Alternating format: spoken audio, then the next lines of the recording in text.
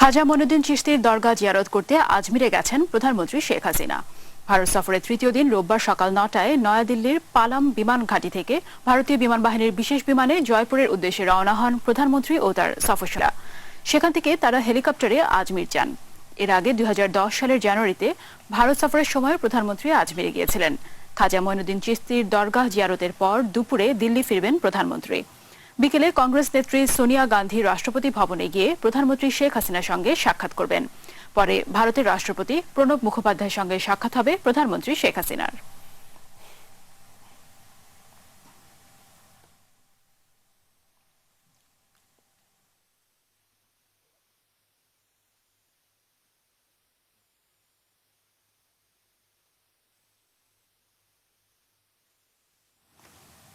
প্রধানমন্ত্রী শেখ হাসিনার সঙ্গে সাক্ষাৎ করেছেন ভারতের পশ্চিমবঙ্গের মুখ্যমন্ত্রী মমতা ব্যানার্জি। গতকাল রাতে ভারতের রাজধানী নয়াদিল্লিতে ভারতের রাষ্ট্রপতি ভবনে তিনি শেখ হাসিনার সঙ্গে সাক্ষাৎ করেন।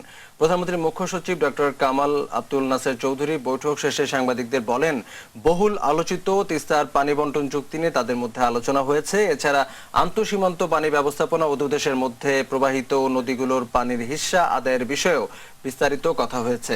এ সময় মমতা ব্যানার্জি প্রধানমন্ত্রীকে জানিয়েছেন তার সরকার বাংলাদেশের সঙ্গে বিদ্যুৎ খাতে সহযোগিতা বাড়ানোর বিষয়ে বিশেষভাবে আগ্রহী। তিস্তার পানি বন্টন সম্পর্কিত সমস্যা সমাধানে আলোচনার জন্য মধ্যস্থতাকারী হিসেবে রাষ্ট্রপতি প্রণব মুখার্জি এবং প্রধানমন্ত্রী নরেন্দ্র মোদীর আমন্ত্রণে মমতা ব্যানার্জি দিল্লিতে অবস্থান করছেন।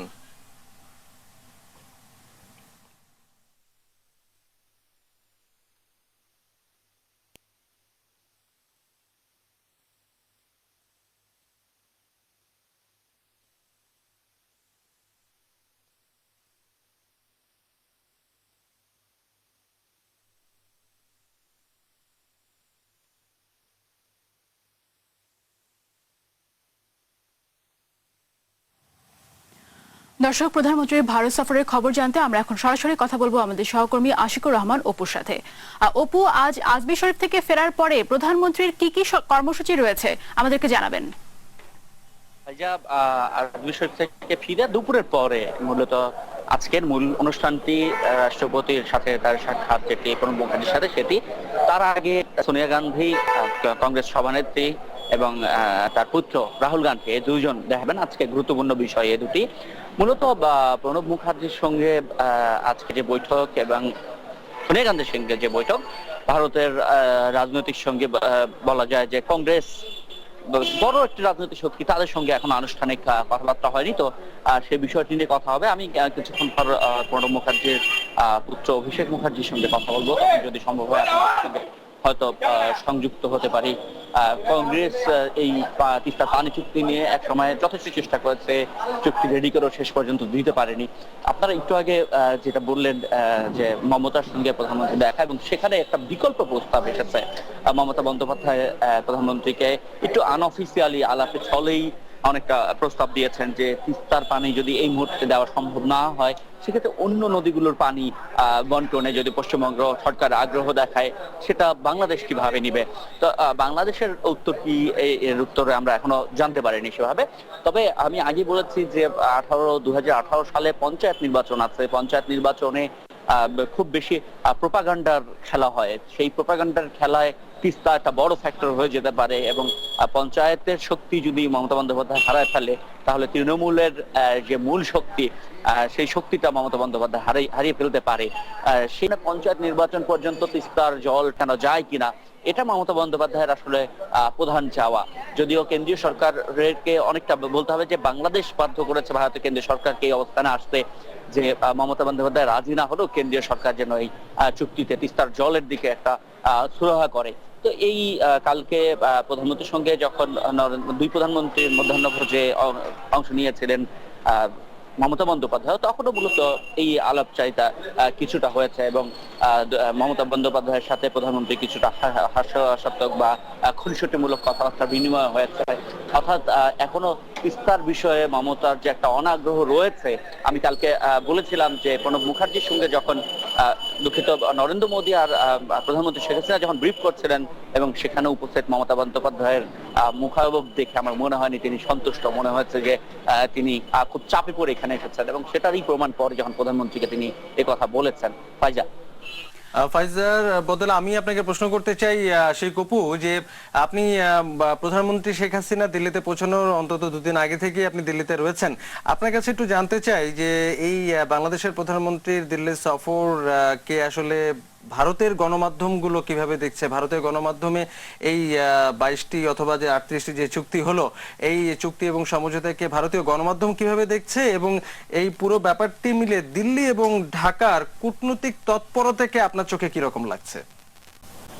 প্রথমত একটু বলে রাখি যে ঠিক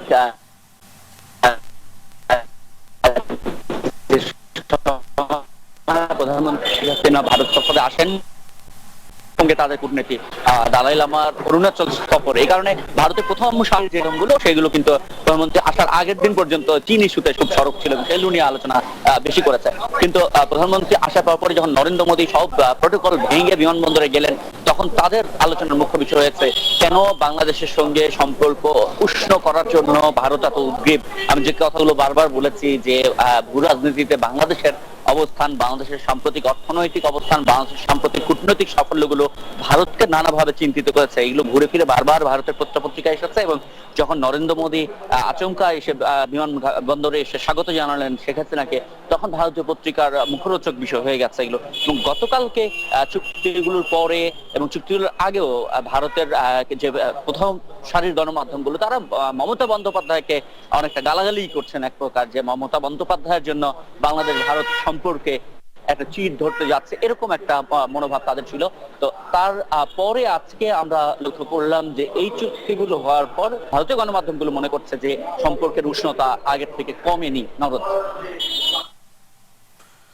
অনেক ধন্যবাদ আশিকুর রহমান অপু, আমাদের সহকর্মী আশিকুর রহমান অপু, যিনি এই মুহূর্তে নয়াদিল্লিতে আছেন এবং প্রধানমন্ত্রী ভারত সফর ঘিরে যত ঘটনা ঘটছে সব ঘটনার খবর আমরা প্রতি ঘন্টা তার কাছ থেকে পাচ্ছি, এবং গত 3 দিনের একটি সারমর্ম আমরা তার কাছে আজকে প্রথমবারের মতো আজকে সকাল থেকে তার সঙ্গে প্রথম যোগাযোগ হলো এবং তার কাছ থেকে আমরা পেয়ে গেলাম। পরবর্তী ঘন্টাগুলোতেও নিশ্চয়ই আমরা তার সঙ্গে আবারও যোগাযোগ করব।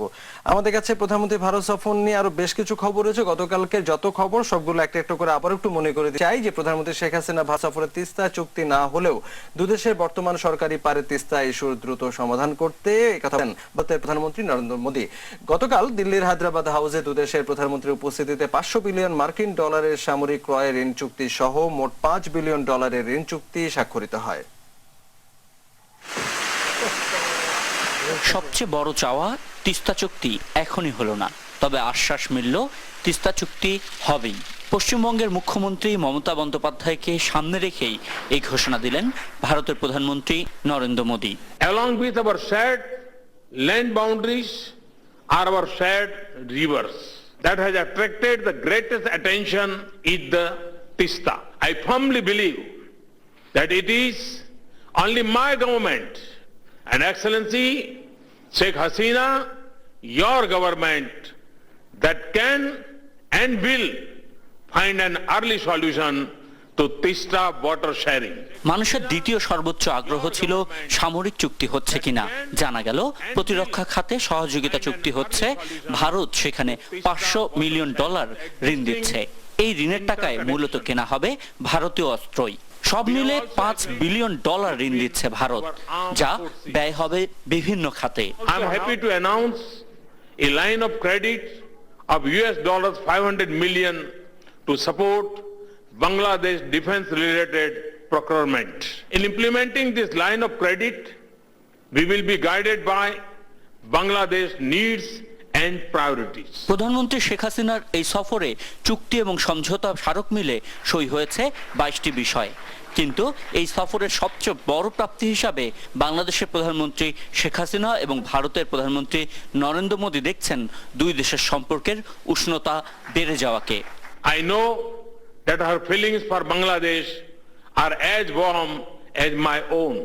This reflects our growing mutual confidence and shared commitment to expand our relationship. সবচেয়ে স্বস্তির জায়গা হিসাবে ভারতীয় প্রধানমন্ত্রী উল্লেখ করেছেন বাংলাদেশের সীমান্ত থেকে কোনো সন্ত্রাসীরা ভারতে হামলা করতে আসবে এমন আতঙ্ক তাদের নেই।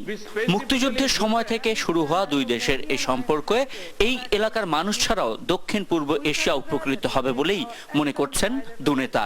We both reiterated our strong commitment to make our borders peaceful and free from criminal activities. নয়াদিল্লির হায়দ্রাবাদ হাউজে আনুষ্ঠানিক সংবাদ সম্মেলনের আগে দুই প্রধানমন্ত্রী মিলে মোড়ক উন্মোচন করেন বঙ্গবন্ধুর অসমাপ্ত আত্মজীবনীর হিন্দি ভার্সনের। একই সঙ্গে জানানো হয় ভবিষ্যতে এই বইটি নিয়ে একটি ডকুমেন্টারি তৈরি করবে ভারত। এর পাশাপাশি মুক্তিযুদ্ধ নিয়ে বাংলাদেশ এবং ভারতের যৌথ প্রযোজনায় একটি সিনেমা নির্মাণের ঘোষণা আসে। এছাড়া উন্মোচন করা হয় পার্ক স্ট্রিটের নতুন নামের।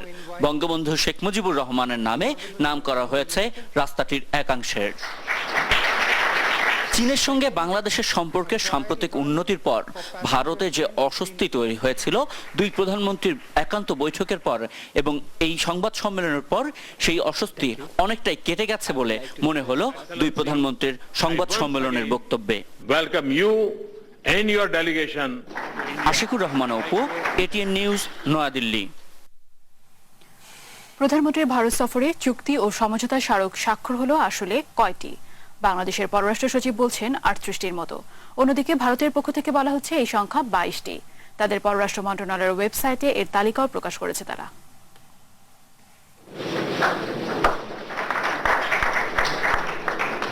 শনিবার দুপুরে ভারতের হায়দ্রাবাদ হাউসে প্রধানমন্ত্রী শেখ হাসিনা ও নরেন্দ্র মোদীর মধ্যে দ্বিপাক্ষিক বৈঠকের পরই হয় দুই দেশের মধ্যে স্বাক্ষর হওয়া চুক্তি ও সমঝোতা স্মারকের এই আনুষ্ঠানিক বিনিময় পর্বটি। সফরের আগেই চুক্তি ও সমঝোতা স্মারকগুলো প্রকাশের দাবি করেছিল অনেকেই, বিশেষ করে বিএনপি। চুক্তি স্বাক্ষরের কিছুক্ষণ পরই ভারতের পররাষ্ট্র মন্ত্রণালয় তা প্রকাশ করল। তালিকা অনুযায়ী চুক্তি স্বাক্ষর হয়েছে মোট 5টি। আণবিক শক্তির শান্তিপূর্ণ ব্যবহারে সহযোগিতার বিষয়ে দুই দেশের সরকারের মধ্যে একটি চুক্তি। এছাড়া বাংলাদেশে পরমাণু বিদ্যুৎ কেন্দ্র প্রকল্পে সহযোগিতার বিষয়ে Bangladesh atomic energy regulatory commission ও ভারতের global centre for nuclear energy পার্টনারশিপের মধ্যেও একটি চুক্তি সই হয়েছে। অডিও ভিজুয়াল সহ প্রযোজনা বিষয়েও একটি চুক্তিতে স্বাক্ষর করেছে দুই দেশ। অন্যদিকে খুলনা কলকাতা রুটে মোটরযান যাত্রী চলাচল নিয়ন্ত্রণ বিষয়েও একটি চুক্তির পাশাপাশি বাংলাদেশের 36টি কমিউনিটি ক্লিনিক নির্মাণে ভারতের অর্থায়ন নিয়েও একটি চুক্তি হয়েছে এদিন। ভারতের পররাষ্ট্র মন্ত্রণালয়ের দেয়া তালিকা অনুযায়ী এই চুক্তিগুলোর পাশাপাশি শনিবার সমঝোতা স্মারক স্বাক্ষর হয়েছে মোট 17টি। এর মধ্যে বহুল আলোচিত বাংলাদেশ ও ভারত সরকারের মধ্যে প্রতিরক্ষা সহযোগিতা রূপরেখা সংক্রান্ত সমঝোতা স্মারক তো রয়েছেই, সেই সঙ্গে রয়েছে বাংলাদেশ ও ভারতের মধ্যে $50 কোটি প্রতিরক্ষা ঋণ সহায়তার আরেকটি সমঝোতা স্মারক। এছাড়াও পরমাণু নিরাপত্তা ও বিকিরণ নিয়ন্ত্রণ, তথ্য প্রযুক্তি খাত, সাইবার নিরাপত্তা, তৃতীয় ঋণ সহায়তার আওতায় বাংলাদেশকে ঋণ দেয়া সহ আরও বেশ কিছু সমঝোতা স্মারক। এদিকে শনিবার বিকেলে নয়াদিল্লির হোটেল তাজমান সিংয়ে এক সংবাদ সম্মেলনে বাংলাদেশের পররাষ্ট্র সচিব শহীদুল হক জানিয়েছেন, ভারত যে 22টি চুক্তি ও সমঝোতার কথা বলছে সেটি ভুল। তার হিসেবে সঠিক সংখ্যাটি হবে 38। এছাড়া ভারতের কাছ থেকে পাওয়া $50 কোটি প্রতিরক্ষা ঋণের অর্থে শুধুমাত্র তাদের কাছ থেকেই অস্ত্র কিনতে হবে এমন বাধ্যবাধকতা নেই বলেও জানিয়েছেন তিনি। Rezwan Faiz, ATN news, Dhaka. প্রধানমন্ত্রী শেখ হাসিনা ভারত সফর ও ভারতের সঙ্গে করা চুক্তি ও সমঝোতা স্মারক প্রসঙ্গে সরাসরি কিছু না বললেও বিএনপি চেয়ারপারসন বেগম খালেদা জিয়ার অভিযোগ শেখ হাসিনা দেশ বিক্রি করে আসবেন। আর আনুষ্ঠানিক প্রতিক্রিয়া এসব চুক্তিকে জনগণের সঙ্গে বিশ্বাসঘাতকতা বলে উল্লেখ করেছে বিএনপি। সম্প্রতি হত্যার শিকার হন ছাত্রদলের কেন্দ্রীয় নেতা নুরুল আলম নুরু। শনিবার রাতে বিএনপি চেয়ারপারসন খালেদা জিয়ার সঙ্গে তার গুলশানের কার্যালয়ে নুরুর স্ত্রী, 3 সন্তান, পরিবারের সদস্য এবং চট্টগ্রাম ছাত্রদল ও বিএনপির নেতাকর্মীরা দেখা করতে আসেন। এ সময় নুরুর কন্যা মিম তার বাবার জন্য দোয়া চান সবার কাছে।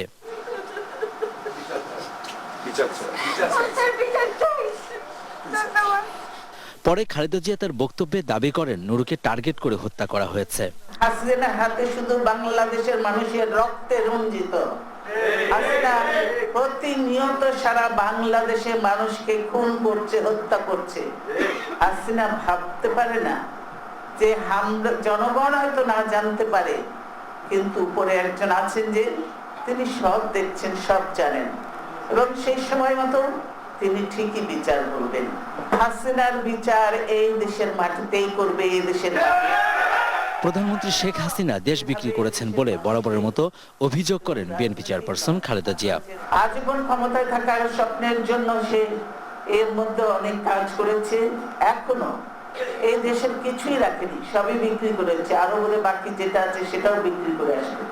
কিন্তু দেশ বিক্রি করেও পৃথিবীর ইতিহাসে উদাহরণ আছে, কেউ কিন্তু রক্ষা পায় নাই। তো হাসিনা মনে করে না যে যাদের কাছে বিক্রি করলাম তিনারা তাকে বাঁচাতে আসবে, তারা বাঁচাতে আসবে না যখন মানুষ জেগে উঠবে, দেশের মানুষ। বক্তব্য শেষে তিনি নুরুর পরিবারকে আর্থিক সহযোগিতা দেন।